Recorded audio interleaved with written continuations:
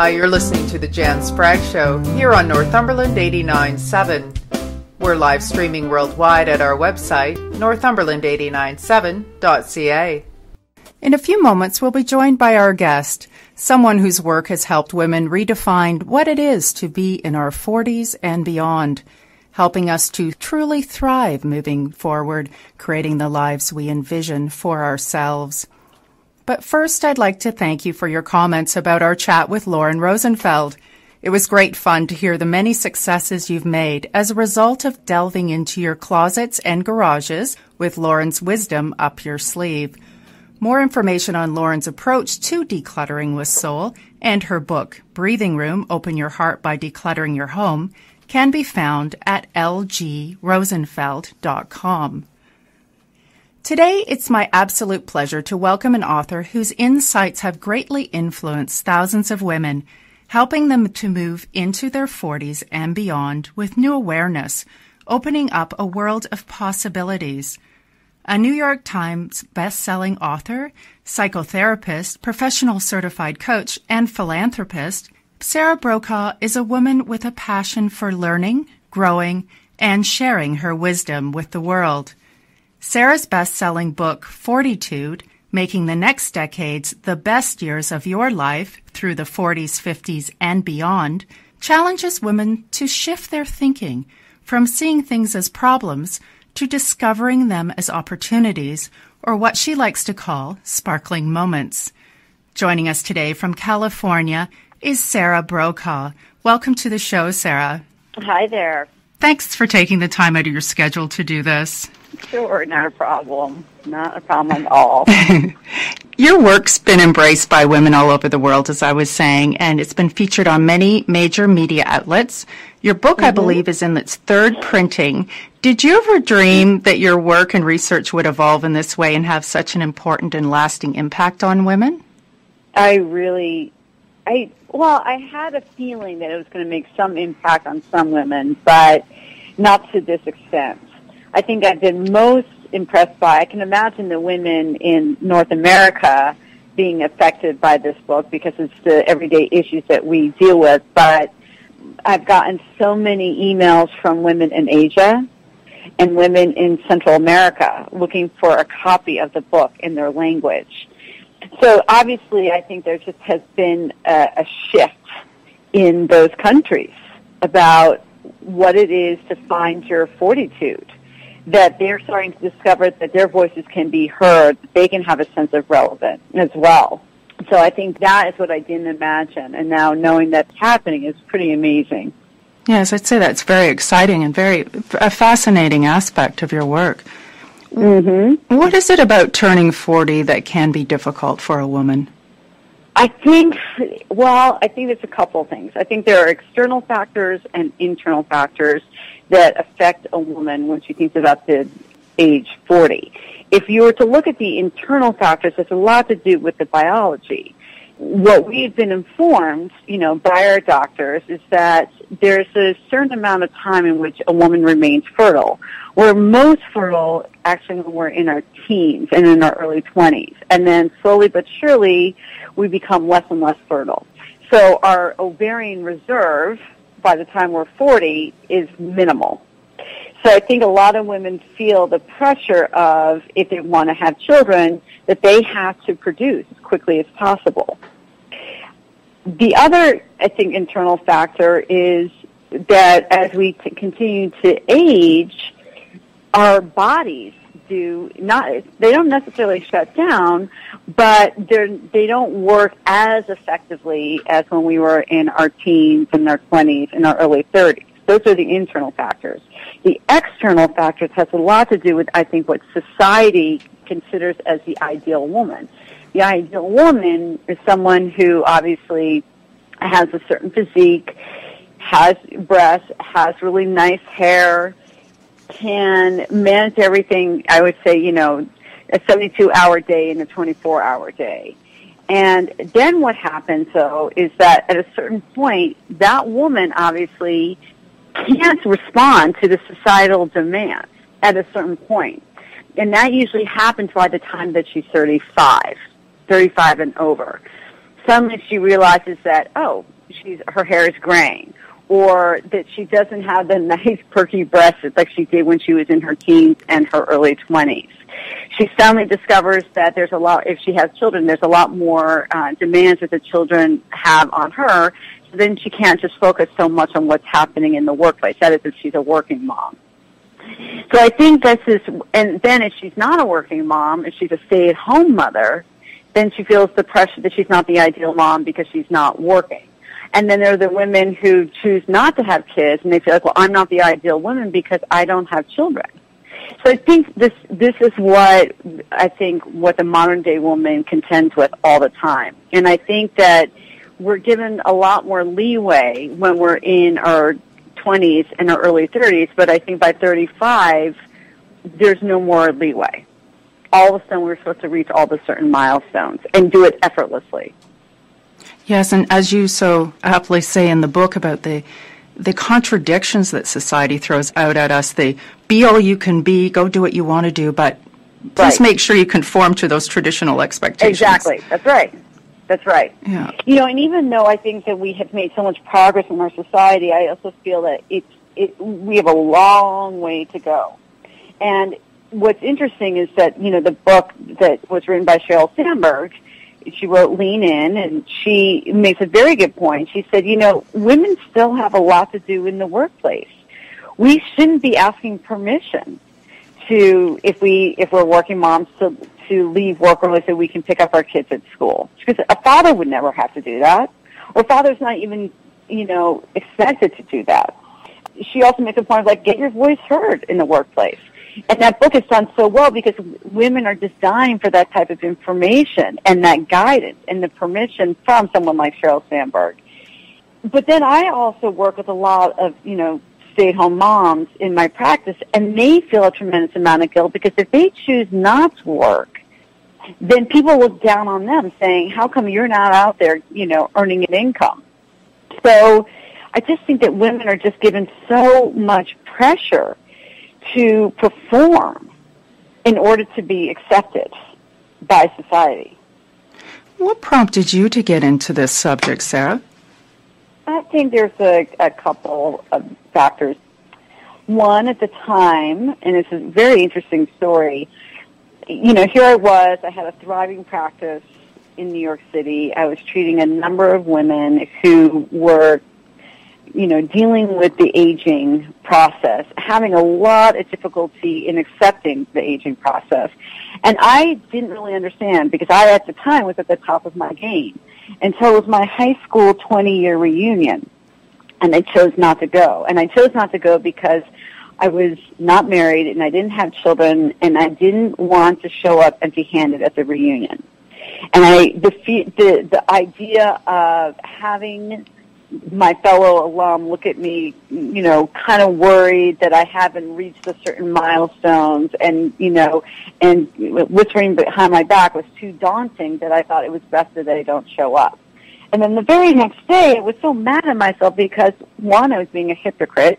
Here I was telling my clients to face life with a sense of confidence and curiosity rather than fear and regret and to sally forth, and I was doing exactly opposite.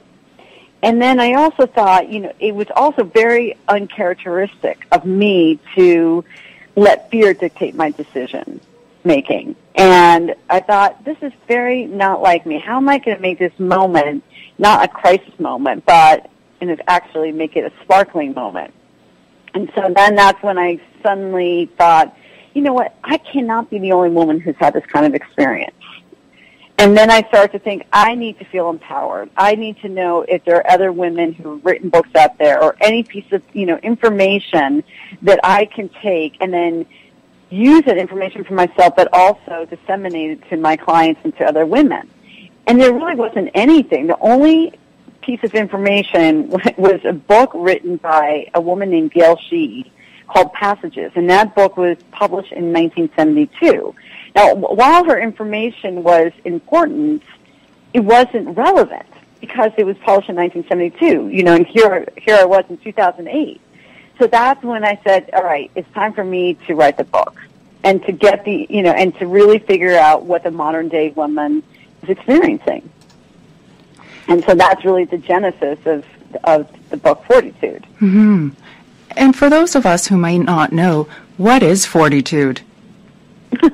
I say Fortytude for me, because you can define it however you want to define it, but I look at Fortytude is having a sense of curiosity about life and having a sense of resilience about the age, going through the aging process. But you can't do it unless you harness 5 essential core values.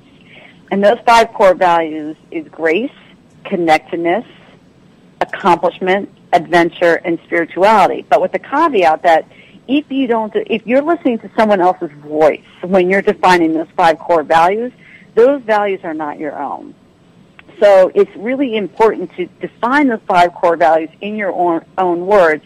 And then if you can harness it, then you will be able to have Fortytude. And that's how I look at it. And those sparkling moments, how does that come into it? Well, the sparkling moments to me is that we can either look at moments as being problematic, and when we look at moments as being problematic, I'm just thinking moments like what I had when I chose not to go to my 20-year reunion. Now, that could have been a very difficult moment. I can be like, well, that's problematic. And I could have then looked at myself and defined myself as someone, oh, I'm too old, I'm a spinster, I can't show up to my reunion, and get into that, as they call it, the negative headspace. However, I think that if you were to remove the word problematic and replace it with sparkling, for me, what it does is it allows you to reframe your thinking about the aging process. And so I think that does, and it has really helped women look at those moments that could be potentially problematic, but really look at them as being, sparkling moments. And it really does allow them to make decisions that are best for them. Yes, and those decisions, that shift is so important and so powerful. I'd like to talk a little bit more about the 5 core values, if we could, Sarah. Sure. But we'll go to a quick commercial break first. Today we have the pleasure of chatting with Sarah Brokaw. After the break, Sarah will share more of her insights from her book, Fortytude. I'm Jan Spragge, and you're listening to Northumberland 89.7. Please stay tuned.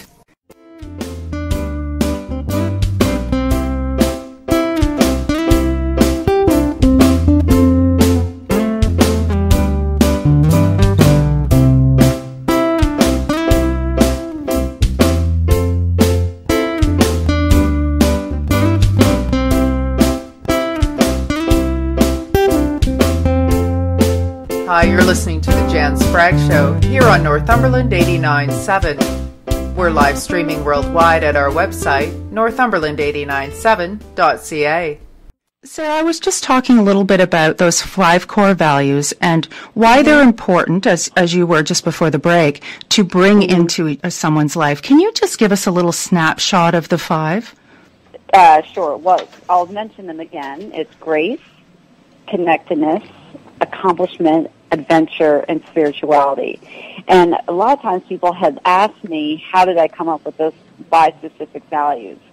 The material that I got for the book came from these discussions that I facilitate throughout the nation. What I did is I traveled from places like New York City, Washington, D.C., Atlanta, Georgia, Dallas, Provo, Utah, Livingston, Montana, Seattle, Washington, and other states, other cities. And what I had done was that I gathered women who were 35 and over in these areas, in these cities, and I sat them down. And in order for women to really talk about what it is to be 30s and over and how we face the aging process, I knew I needed an icebreaker. So I provided them with a list of 20 values. And I had the women choose the top 5 values they felt like they needed to harness in order to kind of move through life. Not effortlessly, but with a sense of grit. And on average, after facilitating all these discussions, the same 5 values kept coming up.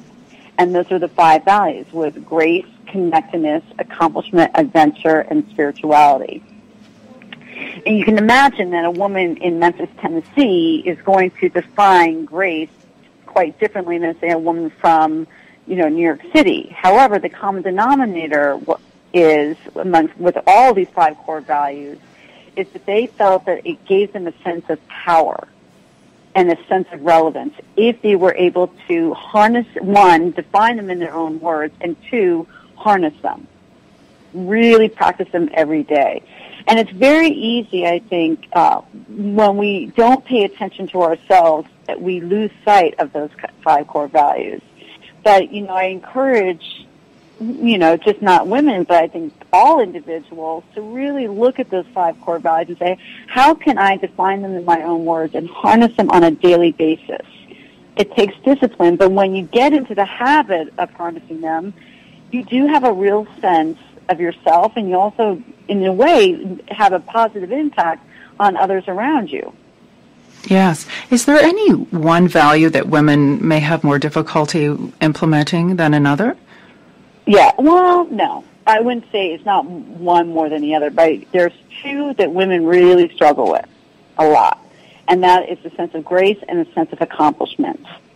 With grace, a lot of women define it through how do you age physically, gracefully. And a lot of women struggle with that. How do you do that without feeling as if you have to go through some type of procedure, whether it's plastic surgery or if it's liposuction, because that's how society has defined the ideal beautiful woman, is that you have to have a certain physique in order to be ideal. And then what I've worked with these women is about how do we look at the word grace without attaching the physical part of it? How can we just go through life and say, how do I, incorporate grace? And the way I look at it is that you don't necessarily need to look at grace as being graceful. You can also look at it as showing gratitude, or just being gracious, or being grateful. And I think that when women could see that they can expand on that word grace and expand their definition of it, it was easier for them then to disconnect the physical aspect from that word. Now, with accomplishment, because society, I think, and I'm just strictly speaking about, North America, society puts a lot of pressure on the modern day woman to accomplish all. To reach a certain milestone at a certain age and to do it kind of perfectly, which is, in your 20s, you're given the permission to figure out what kind of job that you want and then also find a spouse. And then in your 30s, it's about getting married and then having your children. And at the same time, climbing that corporate ladder. And then in your 40s, it's really about being in charge of your household and also, being promoted in your workplace. And then really kind of do everything without any complaints. And we all know, as women, we can't. There's going to be one area where you're going to, quote-unquote, fall short of. If you're choosing to be a full-time mom and really pay attention to being a full-time mom, then you're not going to really necessarily have the time to find a job. Or if you're saying, I'm so committed, I'm going to put so much effort into my work, I'm going to put 99% of the effort in my work, then you're not going to have the time to spend with your children. So what I usually say to these women who struggle with, how can I do it? I'm like, you can't. And that's okay. Give yourself permission that there are going to be times in which you're going to do really well in one area and there's going to be times where you're going to do very well in another area. Or you're not going to do well at all. But it's about forgiving yourself for that. And we can't forgive ourselves unless we're getting support, I think, primarily from other women. Because I think women are the harshest judges of themselves and of other women. So I think that's why it's so important for women to say, listen, as long as we give ourselves, look at each other and say, we're going to give ourselves the permission to make choices that feel right to us, then I think there's going to be a shift.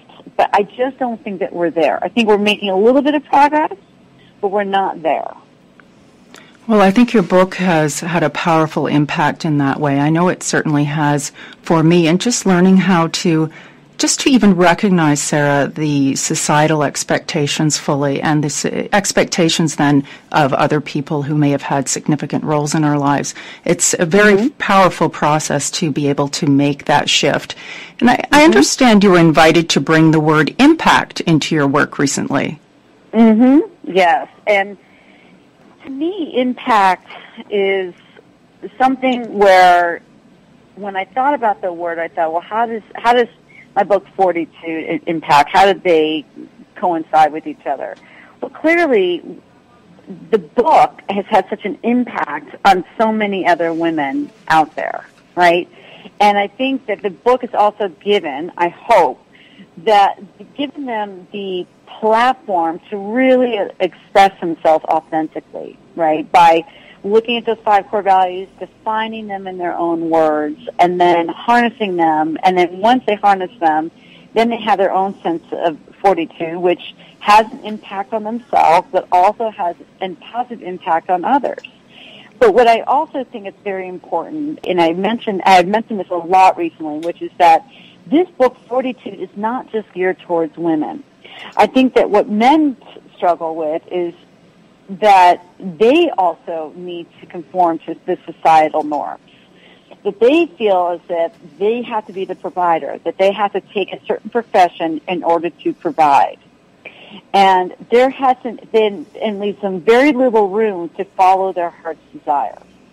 So there are a number of men who I've met in their 40s who say, you know, I've been stuck at this job for 15 years, and yes, I do have a certain income, but I'm miserable because I'm not doing what I really want to do, which is either be a writer or someone actually wanted to be an ambulance driver, but he ended up becoming a lawyer because that was safe.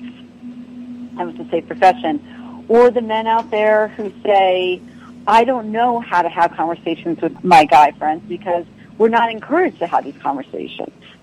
So what I say to these men is then you need to also do exactly what I'm telling the women to do, which is look at those 5 core values, define them, harness them, and then you will have a sense of fortitude, which is what I say.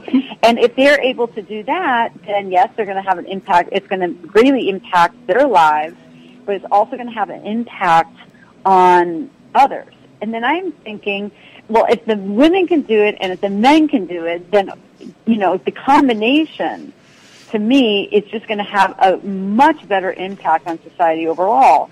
And I truly believe that we are in such need of that. That I think it is about time for men and women, especially now in our 30s and 40s, because we have generations behind us looking at us saying they need the guidance, that as long as we practice those 5 core values in our own words, there will be a shift. But right now, men have not been really given the opportunity, and women are just starting to be given the opportunity. Think about those 5 core values. Mm-hmm. And implement them. That's nice. Implement. Mm-hmm. Mm-hmm. You say that research is me-search. What's the single biggest impact this work has had on your life? Well, the one thing is I always say humans are unique, but we're not that unique. I mean, I think that what I've discovered is that whatever issues that I've experienced at one point in my life, some other person has had that same experience. And I think it's about, you know, that not just women, but people overall, that we need to be more forgiving of each other and more compassionate, because at some point that person's going to go through whatever I've gone through. And I think that there just has not been enough conversation, right, amongst ourselves about the everyday issues that we all contend with, whether it is a job loss or if it's a divorce or if it's a dealing with the death of a parent or if it's, you know, dealing with a troubled child. We've all dealt with that at some point, right? But there hasn't been enough conversation. And I only know that, and I say this is the me search, which is all the stuff that I was contending with at 38, I was doing a lot of work on myself, and then I thought, well, let me see if other women are going through it, and they were. And knowing that they were, then it didn't make me feel so alone. And I think that's what's really important. It's about having individuals not feel so alone, that they can all do it together, figure out these problems together, or just receive support. Yes, that support's wonderful, and your book is a big part of that support for people as well. If you were a tool, I was going to say it's a tool. It's a tool that I think that women need to use in order for them to find their fortitude. Mm-hmm. Mm-hmm. If you were to add anything to your book now, is there something else that you'd like to say? Well, remember, research is research. So I had a child on my own at 42. And I do talk about that in the book, about, moms who've been single moms by choice, and then I actually did it. I'm a single mom by choice, and it's about how do you contend with really being a single mom by choice in your 40s. Is it possible, especially because if you're a working mom by choice? And I think that has been really interesting because it's opened up a whole new, I don't know how to describe it. It's kind of like a whole new chapter in my life that I never really anticipated. And, at first the idea of being a single mom by choice was so daunting, but now that I am, it was the best decision I've ever made. So I would say that would be, an added chapter, the epilogue, as I would call it. It's a beautiful. And I also think that other than that, I would say, I'm just trying to think what comes up a lot. Well, I think it's about, I think it's actually just a continued conversation, about what, I know what it is. The next book, the epilogue would be me being a single mom by choice for Fortytude, but I do think the next book is really about a book that's geared towards both men and women in their 30s and 40s. Because I do think that men really need to learn how to express themselves. And I think that women could be the teachers and vice versa. Please write that book. That would be beautiful. I would love that. I want the first copy. I'll be outside your door. That's great. If it all could be distilled down into one piece of wisdom for men and women, if I may invite that into the conversation, what might that be? I love using this quote, which is that change is inevitable, growth is optional, and choose wisely. Very nice. Very nice. Mm-hmm. What's next for Sarah Brokaw? Raising my beautiful 16-month-old son right now. That's wonderful. That's a wonderful adventure. Yeah. Good. And writing that book, if I may say so. Oh, that's great. Yes. Unfortunately, we're running out of time today, Sarah. How can people find out more about your work?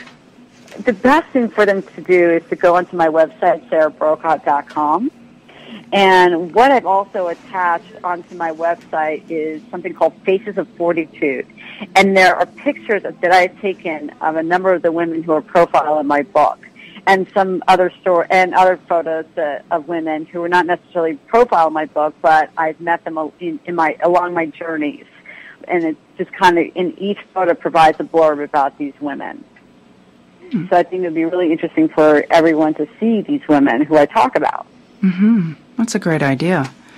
Good. Well, it's been a real pleasure chatting with you today, Sarah, and we'd love to have you back on the show another time to share your wisdom with us.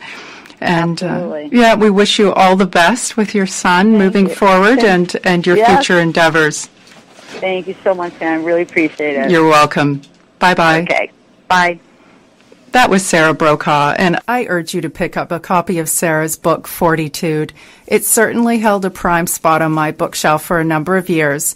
You can find out more about Sarah, as she says, and her work on her website, sarahbrokaw.com. You'll also find information on the show's Facebook page, facebook.com/Jan Spragge Show. Next week, we have the pleasure of speaking with Byron Katie. Katie is a speaker and author who teaches a method of self-inquiry known as the work of Byron Katie, or simply the work. Her teachings have one job: to show people how to stop suffering.